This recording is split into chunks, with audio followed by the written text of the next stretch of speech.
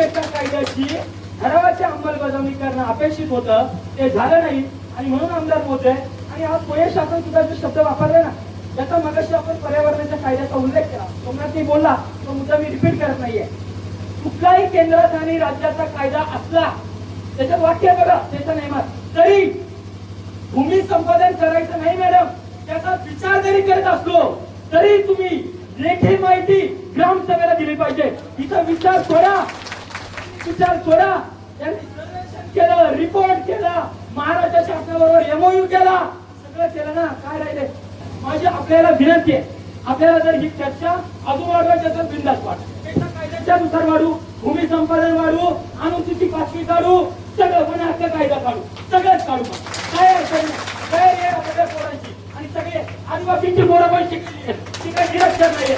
आमदार महोदय, माझी स्पष्ट विनंती आहे, हा सर्वेक्षणच मुळात पेसा कायद्याचं उल्लंघन झाले. जे सर्वेक्षण आमच्या कायद्याचं उल्लंघन करून झाले, त्या सर्वेक्षणाचा अहवाल आम्ही का पाहिजे? कायद्यानुसार सर्वेक्षण करा. दुसरा मुद्दा नाही का आमदार महोदय, त्याच्यामुळे या कायद्याचं मुळातच सर्वेक्षणच हे पेसा कायद्याचं उल्लंघन करून झालेलं आहे. आणि त्याच्यातून बनलेल्या रिपोर्टवर आम्ही चर्चा करायची, हा मुद्दा आहे. कारण अगोदरच ज्यांनी एखाद्याने चुकी केली, परत त्या चुकीला आम्ही पाठिंबा द्यायचा. तुम्ही कायद्याचं उल्लंघन केलं असेल, आम्ही मात्र कायद्यानुसार चालू.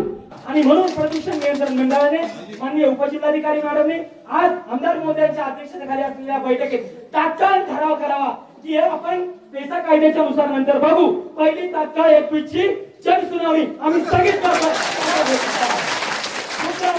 दुसरा मुद्दा, आता आमदार साहेबांना हे किरण जरा जास्त अधिकार आहे. आमदार महोदय, तुम्ही अजून एक अधिकार तुमचा वापरू शकता.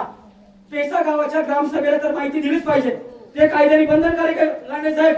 पण दुसरा मुद्दा काय आहे, या तालुक्याचे जे आमदार आहेत, या भागातले जे खासदार आहेत, त्यांना लोकांनी निवडून दिले ना, त्यांना जर हा प्रकल्प माहित नसेल तर याची सुरुवात असतं का? तुम्हाला सुद्धा आमदार ठेवलेले, प्रशासनाला नाहीये.